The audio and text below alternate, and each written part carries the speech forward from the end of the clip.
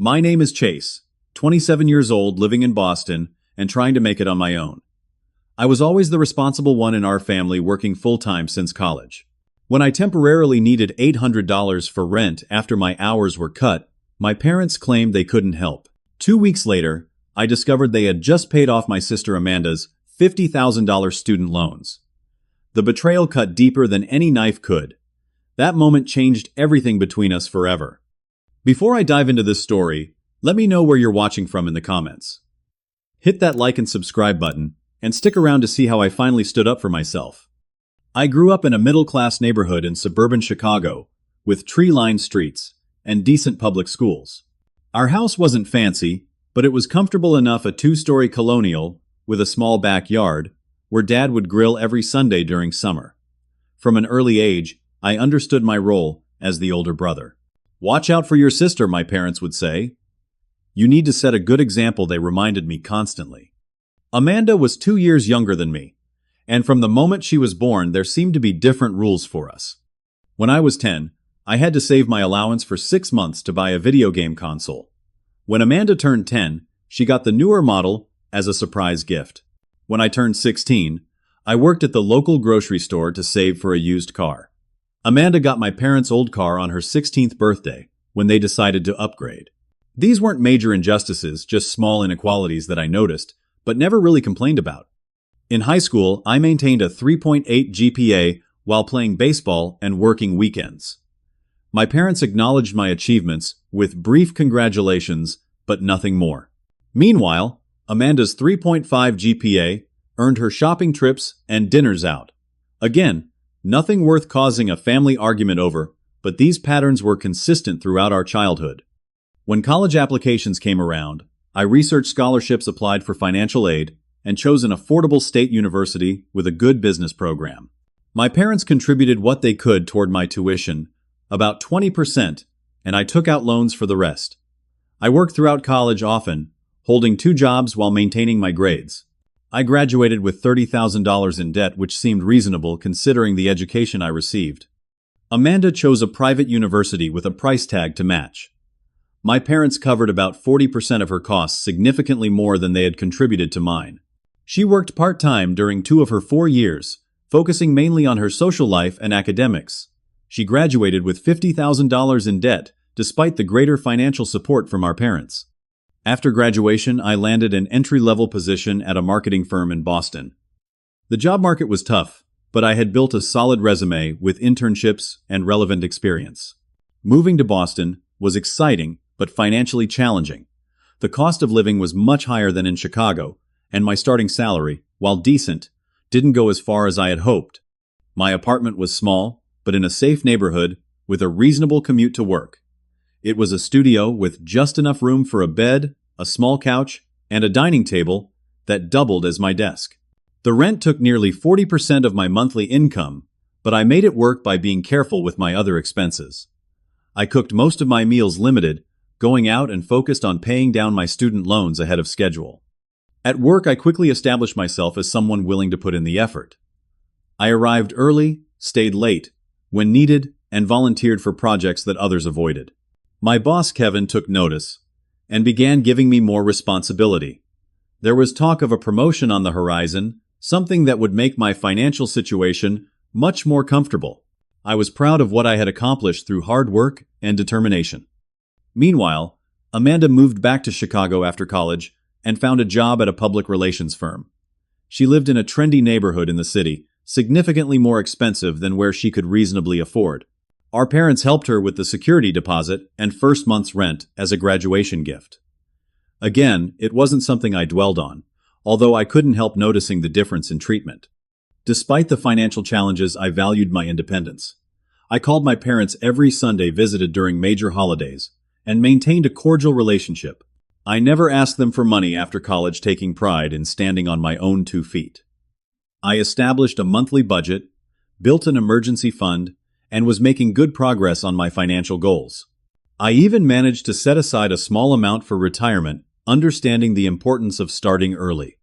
In my personal life, I kept a small but solid circle of friends. My best friend Jacob lived nearby and worked in tech.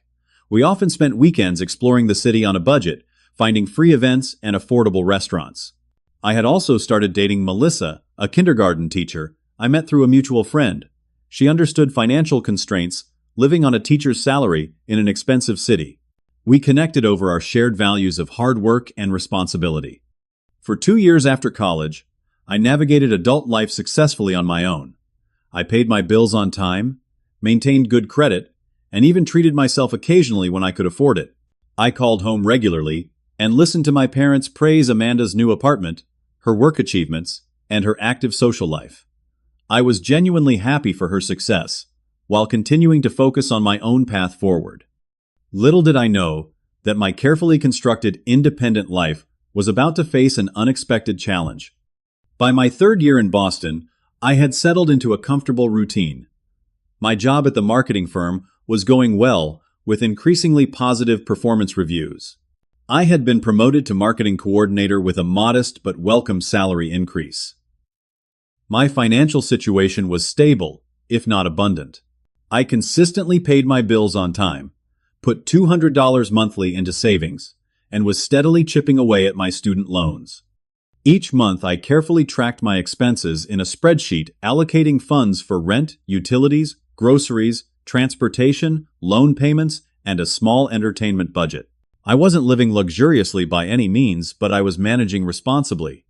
My apartment remained the same studio I had moved into initially, though I had gradually furnished it with secondhand finds and occasional sales purchases. It was small but comfortable a place I was proud to call my own. The first sign of trouble came on an ordinary Tuesday morning. Our entire department was called into an unexpected meeting. Kevin, my boss, looked uncharacteristically solemn as we filed into the conference room. The company's CEO joined via video call, which immediately signaled that something significant was happening. Due to the loss of 3 major clients and current market conditions, the CEO explained, "We need to implement temporary cost-cutting measures across all departments. For the next 3 months, we'll be reducing hours for all non-executive staff to 30 hours per week with corresponding pay adjustments." The room fell silent as we processed this information. A 25% reduction in hours meant a 25% reduction in pay. Kevin provided additional details after the call ended, explaining that the company was fighting to avoid layoffs by implementing this temporary measure. While I appreciated keeping my job, the financial implications hit me immediately. That evening, I sat at my small dining table with my laptop open to my budget spreadsheet. I ran the numbers repeatedly, hoping to find a solution that wasn't there. With a 25% reduction in my income for 3 months, I would fall short on my rent by approximately $800 by the 3rd month, even after eliminating all non-essential spending. I considered my options. I could look for part-time work to supplement my reduced income, but with so many people in similar situations, those jobs would be scarce. I could try to negotiate with my landlord, but in Boston's competitive rental market, I knew he would have little incentive to work with me. I could use credit cards to cover the shortfall, but the high interest rates would create a longer-term problem. The next day, I began my search for additional income. I signed up for food delivery services, applied for weekend retail positions, and offered marketing consultation services on freelance websites. I picked up a few delivery shifts and one small freelance project, but the extra income was minimal compared to what I needed. I also implemented drastic cuts to my budget. I eliminated all entertainment spending, switched to the cheapest possible grocery options, canceled my gym membership, and even reduced my thermostat setting to save on utilities. I sold some electronics and furniture I could live, without adding a few $100s to my emergency fund. Despite these efforts, the math was unavoidable. By the beginning of the 3rd month of reduced hours, I would be approximately $800 short for rent. My emergency fund had already been depleted by the shortfalls of the previous 2 months. I had exhausted every option I could think of independently. The realization that I might need to ask for help was difficult to accept. I had built my adult identity around financial independence and responsibility. The thought of asking my parents for money made my stomach knot with anxiety. But as the deadline approached and my options dwindled, I recognized that a temporary loan from family might be my best option. I spent several days debating with myself before making the call. I reminded myself that this was a one-time request during exceptional circumstances, not a pattern of dependence. I would pay them back as soon as my hours were restored. I practiced what I would say, emphasizing the temporary nature of the situation and my plan for repayment. On Sunday evening, instead of our usual casual check-in, I called with a specific purpose. My heart raced as the phone rang. Mom answered with her typical cheerful greeting. "Chase, I was just thinking about you. How are things in Boston?" "They're okay," I replied, trying to keep my voice steady. "Actually, Mom, I wanted to talk to you and Dad about something. Is he there too?" There must have been something in my tone that signaled the seriousness of the call. She paused before saying, "Let me get him. We can put you on speaker." I heard muffled voices and movement before my father's voice came through. "Hey son, what's going on?" I took a deep breath and explained the situation at work, the reduction in hours, and the measures I had already taken to address the financial shortfall. I was careful to emphasize that this was temporary, and that I had exhausted all other options. "I've never asked for financial help before," I said, my voice slightly shaky, despite my efforts to sound composed. "But I'm short $800 for next month's rent. Once my hours go back to normal next month, I can pay you back right away. I wouldn't ask if I had any other option." The silence that followed felt eternal, though it probably lasted only seconds. I could almost picture my parents exchanging glances in their living room, the same expressions they wore when faced with unexpected expenses throughout my childhood. The silence on the phone grew uncomfortable before Mom finally spoke. "Oh, Chase," she said, her voice carrying that particular tone of disappointment I had come to recognize over the years. $800 is a lot of money right now." Dad cleared his throat. "Son, we're on a pretty tight budget ourselves these days. With inflation and everything going up, we've had to be careful with our spending." I gripped my phone tighter, feeling my palms grow sweaty. "I understand," I said, trying to keep my voice level. "It would just be a loan until my hours go back to normal. I've already cut every expense I possibly can." "Have you looked into finding a cheaper apartment?" Mom suggested. "Boston is such an expensive city. Maybe this is a sign you should find something more affordable." I had to take a deep breath before responding. Moving would require first and last month's rent plus security deposit at a new place, easily 3 times the amount I was asking to borrow. Not to mention the impossibility of finding a cheaper apartment in the middle of a lease. "I'm in a lease, Mom. Breaking it would cost more, plus I'd need thousands for a new place. This is just a temporary problem until my hours go back to normal next month." Dad jumped in with the lecture I had been expecting. "Chase, part of being an adult is planning for these kinds of situations. You should have at least 3 months of expenses saved up for emergencies. That's what financial advisors always recommend." The irony wasn't lost on me that my parents, who had helped my sister with numerous expenses, were now lecturing me on financial responsibility when I asked for help for the first time. "I had savings," I explained, working to keep frustration from my voice. "I've been using them for the past 2 months since my hours were cut. I've picked up delivery gigs and freelance work. I've sold things I don't absolutely need. I've done everything possible to avoid asking for help." Mom sighed. "We just don't have extra money right now, honey. We've had some unexpected expenses ourselves recently." "What kind of expenses?" I asked, curiosity getting the better of me. There was another pause before Dad answered vaguely. "Just some financial commitments we had to take care of. Nothing you need to worry about." "Maybe you could ask Amanda if she could help out," Mom suggested. "She might be able to spare something." The suggestion that I should ask my younger sister for financial help stung more than I wanted to admit. Amanda, who had received more financial support throughout our lives, who lived in an apartment our parents had helped her secure, was now being suggested as my financial backup. "Amanda's starting out too," I said. "I wouldn't want to put that on her." The truth was, my pride couldn't take asking my little sister for money. "Well," Dad said with finality in his tone, "I think you're going to have to figure this one out on your own, son. It's tough, but these challenges are how we learn and grow. You're resourceful. I'm sure you'll find a way to make it work." The conversation shifted then, with Mom asking about the weather in Boston, and Dad mentioning something about a neighbor's new car. I answered on autopilot, the rejection still burning in my chest. After a few minutes of forced small talk, I made an excuse about needing to prepare for the week ahead and ended the call. As I set my phone down, the weight of their rejection settled over me. It wasn't just about the money. It was about being left to struggle when I had finally, after years of self-sufficiency, asked for help. It was about the casual dismissal of my carefully considered request. It was about the knowledge that if Amanda had called with the same problem, the response might have been entirely different. I sat at my small dining table for a long time that evening, staring at my budget spreadsheet and feeling utterly alone.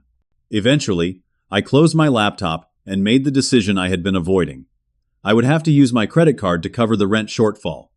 The interest would be painful, and it would take months to pay off, but I had no other choice. The next few weeks were some of the most stressful of my life. I took every extra shift I could get delivering food after my reduced work hours. I sold my television and some kitchen appliances I rarely used. I ate ramen noodles and peanut butter sandwiches to stretch my grocery budget. I walked 3 miles to work instead of taking public transportation, regardless of weather.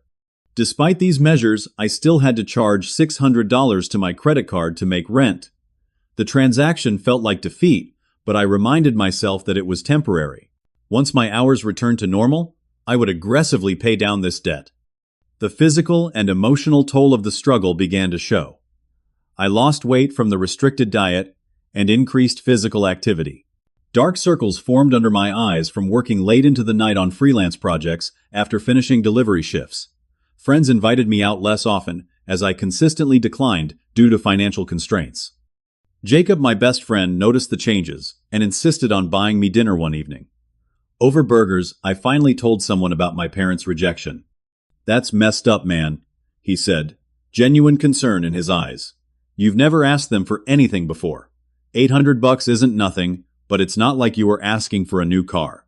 His validation helped, but didn't change my situation.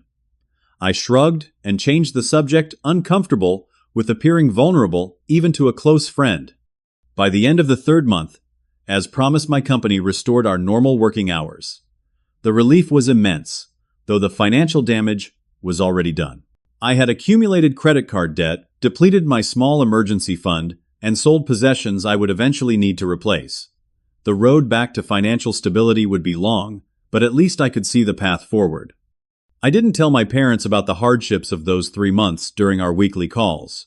When they asked how things were going, I simply said, "Fine, just busy." I didn't mention the credit card debt or the 60-hour weeks combining my regular job with side hustles. I didn't tell them about eating the same meal for days, straight to save money. Their rejection had built a wall of pride that prevented me from sharing the reality of my struggles. Little did I know that a revelation was coming that would turn my resentment into something much deeper and more painful. 2 weeks after my parents refused my request for help, I received a call from Amanda.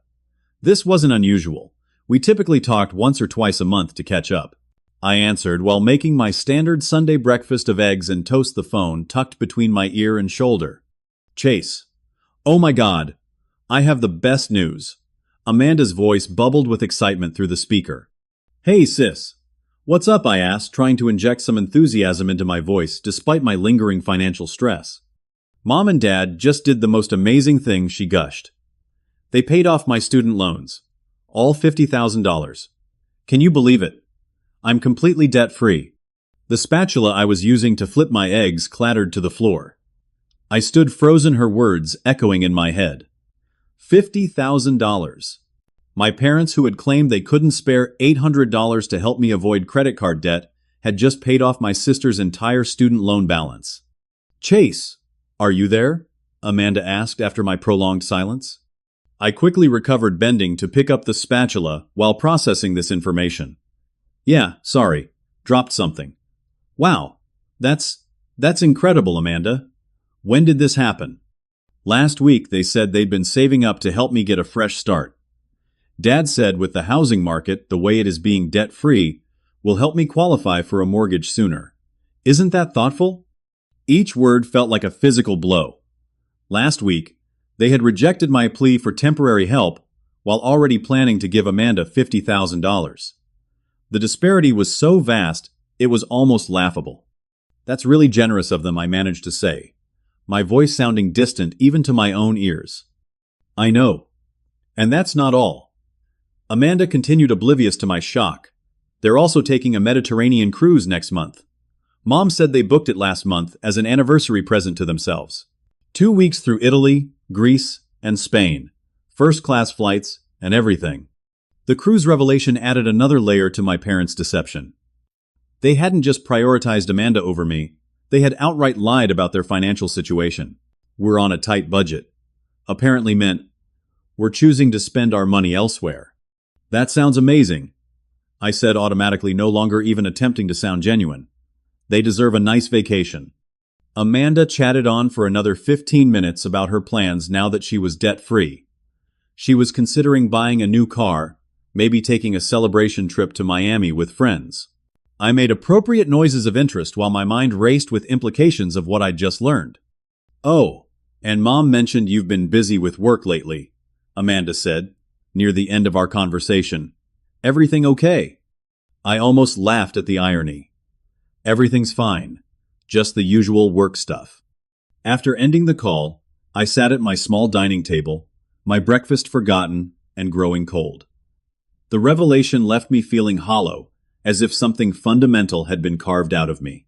It wasn't just favoritism anymore. It was something deeper and more hurtful. They had actively chosen to deny me minimal help while lavishing an enormous sum on my sister and planning luxury travel for themselves. I spent the rest of that Sunday in a daze, replaying conversations and memories from throughout my life. Instances I had previously dismissed as minor inequities now appeared as parts of a larger pattern. The different expectations, the different levels of support, the different rules. It wasn't subtle anymore. It was glaringly obvious. Had I done something to deserve this treatment? Was I less loved? Was I simply expected to fend for myself while Amanda received support? The questions circled in my mind, without clear answers. That evening, I scrolled through old family photos on my phone. Holiday gatherings, graduation ceremonies, birthday celebrations. In image after image, I noticed my parents' body language, the way they positioned themselves closer to Amanda, the way their smiles seemed slightly wider in photos with her. Had that always been there? Or was I now seeing patterns that didn't exist? My parents' Sunday call came as usual, but I let it go to voicemail. I couldn't trust myself to speak to them normally, with this fresh wound still raw. Mom left a message asking if everything was okay, mentioning that it wasn't like me to miss our weekly call. The concern in her voice made everything more confusing. Did they not see the contradiction in their actions? Over the next few days, I considered whether to confront them. Part of me wanted to let it go, to accept that this was simply how our family dynamic worked. I was the independent one, the one who didn't need help. Amanda was the one who received support. Maybe that was just my role. But another part of me, a part that had been silenced too many times, refused to accept this treatment without at least acknowledging it. I deserved an explanation. I deserved honesty. And most importantly, I deserved to be treated with the same consideration as my sister. The more I thought about it, the more I recognized that this wasn't just about money. It was about respect. It was about honesty. It was about being valued equally as their child. The financial disparity was simply the most tangible manifestation of a deeper imbalance. By Friday of that week, I had made my decision. I would confront my parents directly. Not with anger or accusations, but with honest questions about their choices. I needed to understand why they had lied to me, why they had dismissed my one request for help while secretly planning to give Amanda a gift 50 times that amount. With that decision made, I felt a strange sense of calm descend. Whatever their explanation, at least I would have addressed the elephant in the room. At least I would have stood up for myself rather than silently accepting their treatment. Whether this would heal our relationship or further damage, it remained to be seen, but I knew I couldn't continue pretending that everything was normal. I scheduled the conversation for Sunday afternoon, when they would both be home and have time to talk. I prepared what I wanted to say, focusing on specific actions rather than assumptions about their motives. I reminded myself to listen to their perspective, however difficult that might be. This would be one of the most challenging conversations of my life, but it was one I needed to have. The weekend hours ticked by slowly as I waited for Sunday afternoon to arrive. I cleaned my apartment, went for a long run, and prepared a detailed budget for the coming months to get my finances back on track. Normal activities that gave me no reprieve from thoughts of the confrontation ahead. When Sunday finally arrived, I sat on my couch with my phone in hand, rehearsing my opening words one last time before dialing the number that would connect me to the conversation that might forever change my relationship with my parents. My heart pounded as I listened to the phone ring. 2 rings. 3. I almost hoped they wouldn't answer, giving me an excuse to postpone this difficult conversation. But on the 4th ring, I heard my mother's voice. "Chase, we missed you last Sunday. Is everything okay?" "Hi, Mom. Is Dad there too? I need to talk to both of you." There was a brief pause before she responded. "Sure, honey. Let me get him." I heard her calling for my father then, some muffled conversation before she returned. "You're on speaker now. Dad's here too." "Hey, son." My father's voice came through. "What's going on?" I took a deep breath, centering myself. "I wanted to talk to you both about something important. I spoke with Amanda last Sunday, and she told me some news that confused me." The silence on their end was telling. They knew exactly what I was referring to. "She told me you paid off her student loans," I continued when they didn't respond. "All $50,000 of them." Another pause before my father cleared his throat. "Yes, we did. We've been planning that for a while. We wanted to help her get a fresh start." "I see," I said, working to keep my voice steady. "What confuses me is that just 2 weeks before that, when I asked to borrow $800 for rent during my reduced hours, you told me you were on a tight budget and couldn't help." The silence stretched longer this time. I could almost picture them looking at each other, trying to decide how to respond. "Those are 2 different situations," Chase, my father, finally said. "The money for Amanda's loans was something we'd been saving for specifically. And you didn't think to mention that, when I called asking for help, you let me believe you were struggling financially yourselves." "We didn't want you to feel bad," my mother interjected. "You've always been so independent, so responsible with money. We thought you'd find a way to make it work." "So, you lied to me," I stated flatly. "And Amanda also mentioned you're taking a Mediterranean cruise next month. First-class flights. That doesn't sound like a tight budget to me." My father's voice took on a defensive tone. "What we do with our money is our decision, Chase. We worked hard for decades, and we're entitled to enjoy our retirement how we see fit. I'm not questioning your right to spend your money however you want," I replied, feeling my composure starting to slip. "What I'm questioning is why you felt it was okay to lie to me. Why you couldn't help me with a temporary loan of $800 when you were about to give Amanda $50,000 as a gift." "Amanda needed it more than you," my mother said.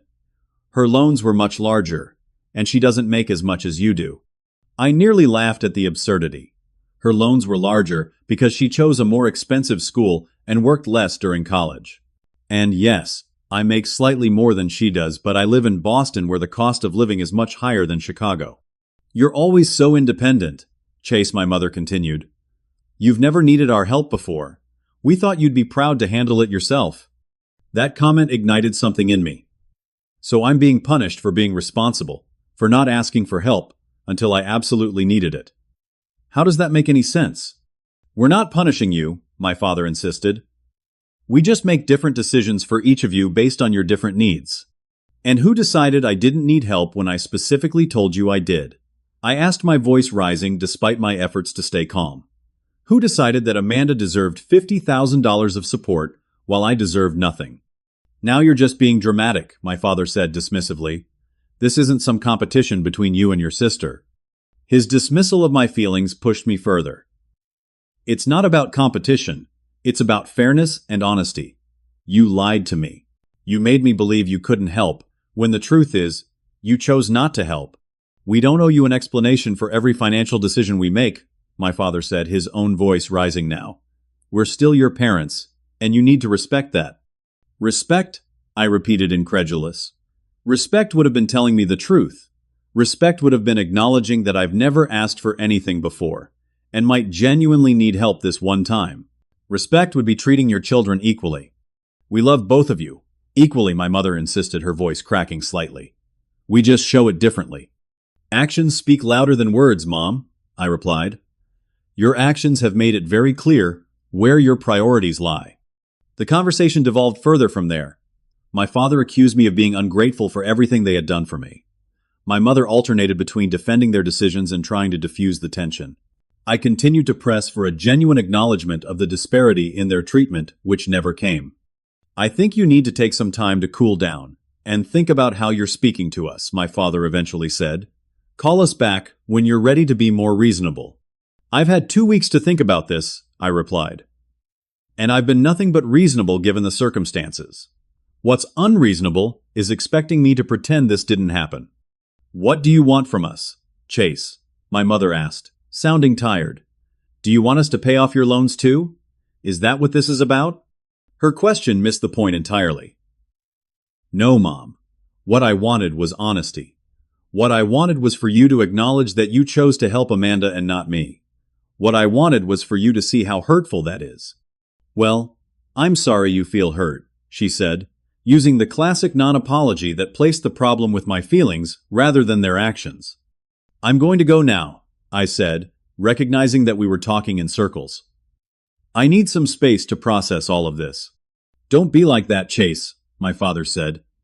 You can't just shut us out because you didn't get your way.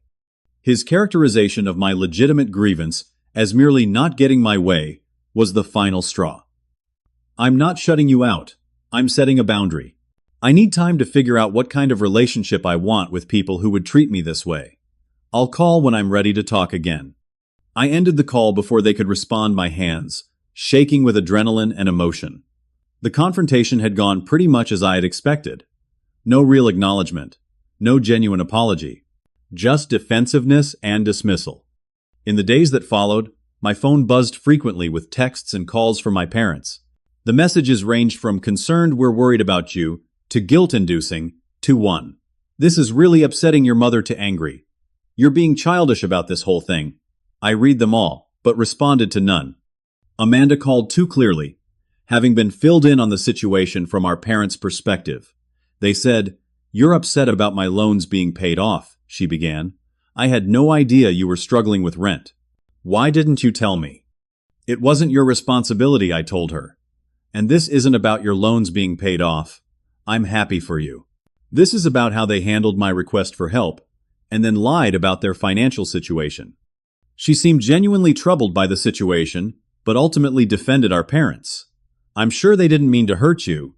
They probably just didn't think about how it would look." Her response, while less dismissive than our parents, still missed the point. This wasn't an oversight or a misunderstanding. It was a pattern of behavior that had been going on our entire lives, now brought into sharp relief by this incident. As weeks passed, I maintained my distance. I didn't join the weekly Sunday calls. I declined an invitation to a family barbecue. I sent brief, polite texts on my mother's birthday, but didn't call. It wasn't about punishment. It was about protecting myself while I processed my feelings and considered what kind of relationship I could realistically have with my parents moving forward. The space allowed me to see our family dynamic with greater clarity. What I had previously attributed to subtle favoritism now appeared as a fundamental imbalance in how my parents viewed their children. Amanda was the one who needed protection and support. I was the one expected to fend for myself. These weren't roles we had chosen. They were roles assigned to us from childhood. Understanding this didn't make it hurt less, but it helped me see that their behavior wasn't something I could change. The only thing I could control was my response to it and the boundaries I set going forward. As summer transitioned into fall, I maintained my emotional distance from my parents. This wasn't a decision made lightly or out of spite. It came from a place of self-preservation and the need to establish healthier boundaries. I had spent years accepting unequal treatment without complaint, and that pattern couldn't continue if I wanted to maintain my self-respect. My approach was straightforward but firm. I declined invitations to family gatherings, explaining simply that I wasn't ready to pretend everything was normal. I screened calls from my parents, listening to voicemails but rarely calling back. When I did respond, my messages were brief and factual, devoid of the emotional details I would have previously shared. Their attempts to contact me increased as they realized this wasn't a temporary cooling-off period. Dad sent text messages asking about work, and Boston sports teams' transparent attempts to normalize our relationship without addressing the underlying issues. Mom left voicemails with updates about neighbors and family friends, her voice carrying an edge of hurt that was difficult to hear. "Chase, please call us back," one typical message went. "We don't understand why you're being so distant. Whatever this is about, we can work through it as a family." The fact that she framed it as, "whatever this is about," as if our previous conversation hadn't clearly articulated my concerns, spoke volumes about their unwillingness to acknowledge the real problem. They wanted reconciliation, without recognition, forgiveness, without accountability. By October, they began recruiting others to their cause. My Uncle Paul called ostensibly to catch up, but quickly pivoting to my parents' concerns. "They're pretty upset, Chase," he said. "Your mom was crying when she called your aunt last week. They feel like they're being punished and don't understand why." I appreciated Paul's directness. "Did they tell you what happened?" I asked. "They said there was some misunderstanding about money, that you were upset they helped Amanda with her student loans." I explained the full situation, including the timing of their rejection and subsequent revelation. Paul was silent for a moment after I finished. "That's not how they described it," he finally said. "Look, I'm not taking sides here, but I can see why you'd be hurt by that." His acknowledgement, the first from anyone in my family, meant more than he probably realized. We talked for another hour about family dynamics and the challenge of setting boundaries with parents. Unlike my other family members, Paul didn't pressure me to simply move on or get over it. He listened, offered perspective, and respected my decision to maintain distance until I felt ready for more. Amanda's attempt to mediate came in early November. She called on a Saturday morning, her voice tentative. "I hate that this is coming between us," she said after some small talk. "Mom and Dad are really struggling with this, Chase. They miss you." "I miss them too," I admitted. "But this isn't something I can just pretend didn't happen." "They didn't mean to hurt you," she insisted. "They were just trying to help me." "Amanda, this isn't about them helping you," I explained for what felt like the 100th time. "I'm happy they helped you. This is about them lying to me when I needed help, then acting like I'm being unreasonable for feeling hurt by that." "But they're our parents," she said, as if that fact alone should grant them immunity from consequences. "Family is supposed to forgive each other." "Forgiveness requires acknowledgement and change," I countered. "They've done neither. They're still acting like I'm overreacting to nothing." The conversation ended with neither of us satisfied. Amanda clearly believed I should simply move past this for the sake of family harmony. I couldn't make her understand that doing so would require me to once again accept being treated as less worthy of support and honesty than she was. As Thanksgiving approached, the pressure intensified. My mother called daily, leaving increasingly emotional messages about family tradition and her distress at the thought of an empty chair at the table. My father's approach was more direct. "This has gone on long enough. It's time to be an adult and move forward." The irony of him questioning my maturity wasn't lost on me. Setting boundaries and requiring accountability seemed far more adult than expecting others to tolerate dishonesty for the sake of keeping the peace. I ultimately declined a Thanksgiving invitation, choosing instead to spend the holiday with Melissa and her roommates, who hosted a Friendsgiving for those staying in Boston. The warmth and genuine connection I felt in that gathering highlighted what had been missing in many family interactions: unconditional acceptance. Melissa had been a steadfast support throughout this period. Unlike Jacob, who occasionally suggested I might be overreacting, "It's just money, man." Melissa understood the deeper implications. Having experienced similar dynamics in her own family, she recognized that this wasn't about the $800, but about patterns of behavior that communicated value and worth. "You're not asking for too much," she assured me one evening as we walked along the Charles River. "Wanting to be treated with the same consideration as your sister is completely reasonable." December brought the greatest test yet: Christmas. In my family, Christmas had always been the most important gathering of the year. Extended family came from various states.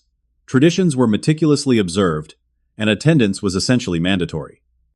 My decision not to attend this year would be seen as the ultimate statement of estrangement.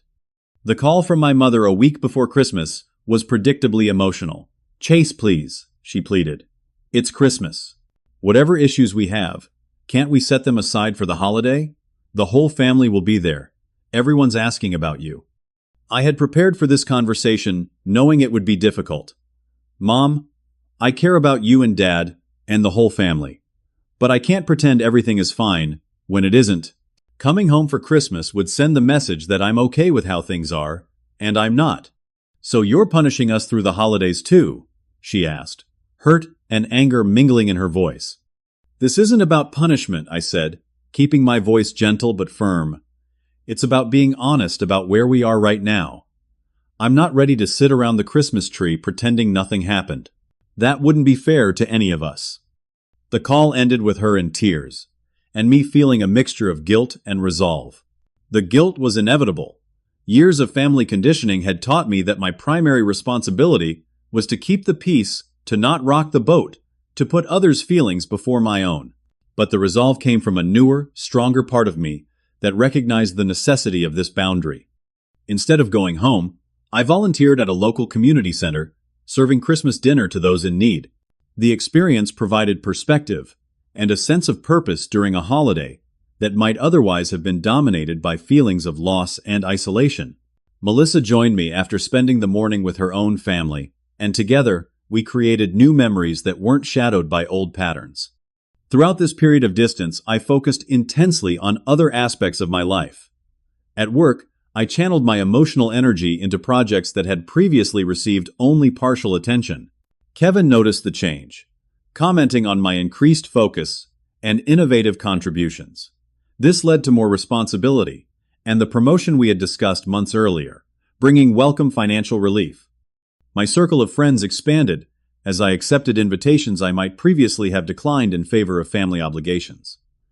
I joined a recreational basketball league, reconnecting with a sport I had loved in high school. I attended community events, volunteer opportunities, and social gatherings that introduced me to people with diverse perspectives and experiences. Most significantly, my relationship with Melissa deepened. The vulnerability required to share my family situation created a foundation for greater intimacy in all aspects of our relationship. We began discussing longer-term plans, including the possibility of moving in together when her lease ended in the spring. By the time January arrived, bringing with it the quiet aftermath of the holiday season, I had built a life that felt more authentic and fulfilling than the one I had lived while trying to earn parental approval that seemed perpetually reserved for my sister. The distance, while painful in many ways, had created space for growth that wouldn't have been possible otherwise. What surprised me most during this time was not my parents' reaction, which was predictable in its progression from confusion to hurt to anger to grudging acceptance.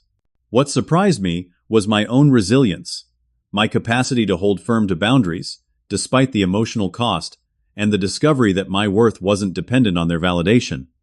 As winter settled over Boston, bringing short days and long nights, I found myself reflecting on what reconciliation might eventually look like. Not the superficial peace of simply pretending nothing had happened, but a genuine rebuilding based on mutual respect and acknowledgement of past patterns. Whether such reconciliation was possible remained uncertain, but for the first time, I recognized that the choice wasn't entirely mine to make. My parents would need to take steps of their own if our relationship was to heal. 6 months after the initial confrontation with my parents, Boston spring was in full bloom.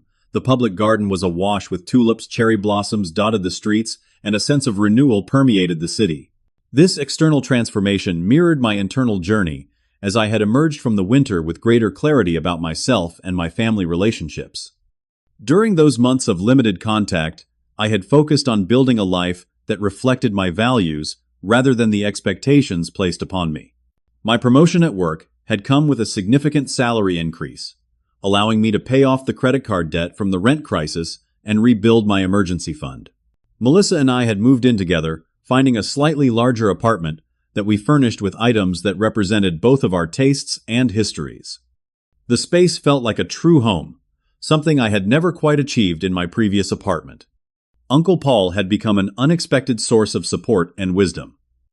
During a business trip to Boston in February, he had suggested meeting for dinner. Over steaks at a downtown restaurant, he shared insights from his own complicated relationship with my father, his brother. "Your dad and I grew up with parents who believed in tough love," he explained, "particularly for sons. They thought showing too much support would make us weak. Your dad got the worst of it being the oldest. This context didn't excuse my parents' behavior, but it helped me understand the generational patterns at play. My father had simply replicated the parenting he had received, treating me with the same tough love approach while sheltering Amanda from those expectations. "Have you talked to them recently?" Paul asked toward the end of our meal. "Not really," I admitted. "Mom texts occasionally, and I respond, but we haven't had a real conversation." Paul nodded thoughtfully. "They're struggling with this, Chase, in their own way. Your father especially. He doesn't know how to fix something he doesn't fully understand is broken." His words stayed with me in the weeks that followed. Perhaps the issue wasn't just favoritism or dishonesty, but a fundamental inability to see how their different treatment affected me. This didn't absolve them of responsibility, but it suggested that genuine change might be possible with greater understanding. In April, on my 28th birthday, I received a card from my parents. Inside, beneath the standard printed message they had written, "We miss you. When you're ready, we'd like to talk." It wasn't an apology, but it was an opening, an acknowledgement that the next step was mine to take if and when I chose. After discussing it with Melissa, who cautioned me to protect my boundaries while remaining open to genuine change, I called them the following Sunday. The conversation was initially awkward, with careful pleasantries exchanged, like fragile objects that might shatter if handled too roughly. Eventually, my mother broached the subject directly. "We've been doing a lot of thinking, Chase, about what happened last year with the loan and everything after." "So have I replied, waiting to hear more before revealing my own thoughts. "We didn't handle it well," she continued. "We should have been more honest with you about our financial situation and our plans to help Amanda." It wasn't a full acknowledgement of the pattern of favoritism, but it was a start, an admission of wrongdoing in this specific instance. My father, typically more reserved with emotions, cleared his throat before adding his perspective. "I've always seen you as the strong one," he said, "the one who could handle anything. I thought I was doing right by you, teaching you independence. I didn't realize how that looked from your side." "It looked like I was being punished for being responsible," I said quietly. Like Amanda was rewarded for needing more help, while I was expected to handle everything alone. A heavy silence followed before my father responded. "That wasn't our intention, but I can see how our actions sent that message." We talked for nearly 2 hours that afternoon, covering ground that should have been addressed years earlier. They didn't fully admit to favoritism, but acknowledged specific instances where their treatment had been unequal. I shared how their rejection during my financial crisis had magnified every previous inequality, making the pattern impossible to ignore any longer. By the end of the conversation, we had reached a tentative understanding. They recognized that rebuilding trust would take time and consistent effort on their part.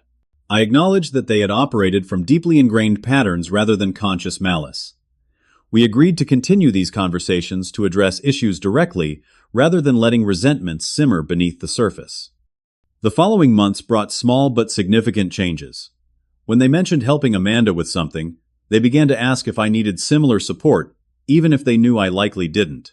They made more effort to acknowledge my accomplishments rather than taking my success for granted. Most importantly, they listened when I pointed out inequities rather than becoming defensive or dismissive.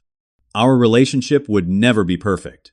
Decades of established dynamics couldn't be completely rewritten, but we were establishing a new foundation based on greater honesty and awareness. I maintained my boundaries while remaining open to genuine connection. They worked to see me as an individual with legitimate needs, rather than simply the strong one who required no support.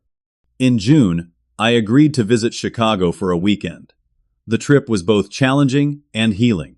Being in my childhood home brought back memories of feeling overlooked, but it also provided opportunities to create new, more positive experiences. We had dinner with Amanda one evening, and I noticed my parents making conscious efforts to distribute their attention equally between us. Back in Boston, I continued to nurture the life I had built during the period of distance. My relationship with Melissa deepened with discussions of long-term commitment becoming more concrete. My career advanced as I took on leadership roles that capitalized on both my marketing expertise and the emotional intelligence I had developed through navigating family conflict. My friendships, particularly with Jacob and others who had supported me through the difficult months, grew stronger and more authentic. The most profound change, however, was internal. I no longer defined my worth by my parents' approval or measured my value against their treatment of my sister. I recognized that their limitations were not reflections of my deservingness. I had learned to validate my own experiences, rather than dismissing my feelings to keep the peace.